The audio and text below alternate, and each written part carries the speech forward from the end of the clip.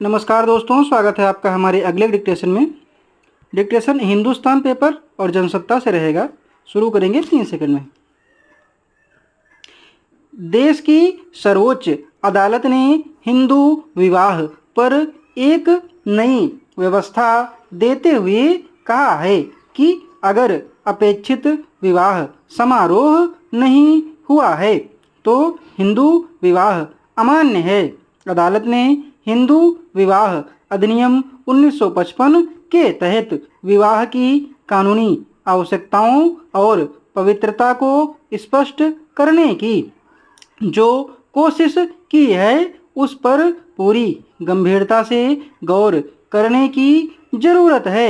इस फैसले को समग्रता में नहीं समझा गया तो हिंदू विवाह की वैधता को लेकर अक्सर सवाल उठेंगे। न्यायालय ने जोर दिया है कि हिंदू विवाह की वैधता के लिए सप्तपदी पवित्र अग्नि के चारों ओर 7 फेरे जैसे उचित संस्कार और समारोह जरूरी हैं। विवाद की स्थिति में समारोह के प्रमाण पेश करना जरूरी है। 7 फेरों और समारोह का मूल्य समझने की यह कोशिश ध्यान देने लायक है। इसमें कोई शक नहीं कि विवाह संस्कार का मूल महत्व पहले की तुलना में कम हुआ है।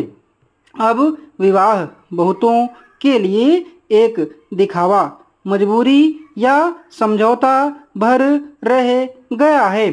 न्यायमूर्ति बी नागरत्ना ने अपने फैसले में बिल्कुल सही कहा है कि हिंदू विवाह एक संस्कार है जिसे भारतीय समाज में एक महान मूल्य की संस्था के रूप में दर्जा दिया जाना चाहिए।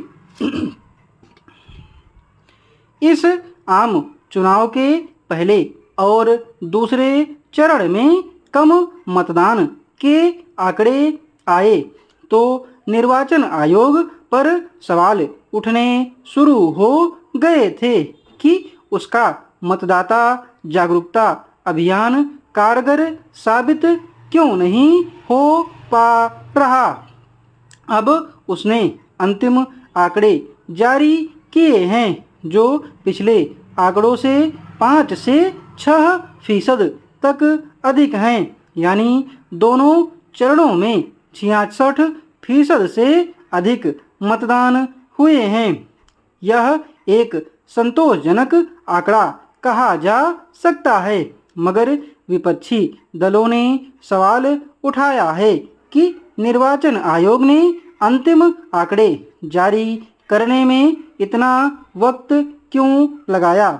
ये आंकड़े पहले चरण के 11 दिन और दूसरे चरण के 4 दिन बाद आए हैं। अभी तक मतदान के 24 घंटों में अंतिम आंकड़े जारी कर दिए जाते थे। फिर विपक्षी दलों ने यह भी पूछा है कि आयोग ने मतदाताओं की संख्या क्यों नहीं बताई है। इस तरह चुनाव नतीजों में गड़बड़ी की शंका भी जाहिर की जाने लगी है। पहले ही विपक्षी दल और कई सामाजिक संगठन मतदान मशीनों में गड़बड़ी की आशंका जताते रहे हैं। निर्वाचन आयोग के चुनाव प्रक्रिया और परंपराओं का उचित निर्वाह न करने से उनका संदेह स्वाभाविक रूप से और गहरा होगा। यह समझना मुश्किल है कि चुनाव आयोग ने मतदान के अंतिम आंकड़े जारी करने में इतना वक्त क्यों लगाया। मशीनों के जरिए मतदान कराने के पीछे मकसद यही था कि इससे मतगणना में आसानी होगी। मतदान से संबंधित आंकड़ों को अधिक पारदर्शी और विश्वसनीय बनाया जा सकेगा। मतदान मशीनों की केंद्रीय इकाई में हर मतदान केंद्र पर पड़े मतों की संख्या दर्ज होती है। डिक्टेशन की स्पीड 90 शब्द प्रति मिनट रही है। इस डिक्टेशन की PDF और आउटलाइन आपको हमारे टेलीग्राम चैनल पर मिल जाएगी। टेलीग्राम चैनल का लिंक नीचे डिस्क्रिप्शन बॉक्स में दिया हुआ है। धन्यवाद।